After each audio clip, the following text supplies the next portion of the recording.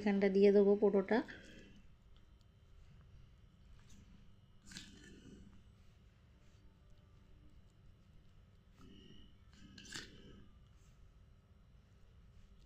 দেখুন আমি লম্বা লম্বা এটা পুরোটা দিয়ে দিয়েছি। পুরটা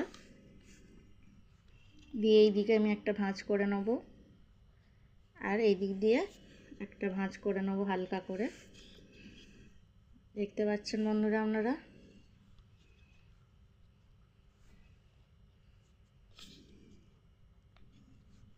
এবার এই সাইডগুলো আমি একটু করে মুড়ে দেবো। আপনারা চাইলে একটু জল দিয়েও মুড়ে নিতে পারেন, আমি হাত দিয়ে এমনি মুড়ে দিলাম।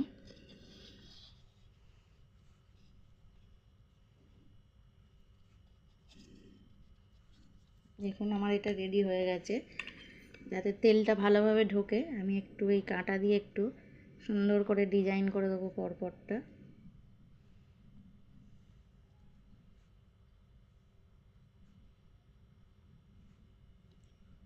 এইভাবে আপনারা খেয়ে দেখবেন, এতেও খুব সুন্দর টেস্ট লাগে একটা। যাতে তেলটা পুরোপুরি ঢোকে আর অল্প তেলের মধ্যেই ভাজা হয়ে যাবে এগুলো। সেম এপিঠটাও দিয়ে দেবো।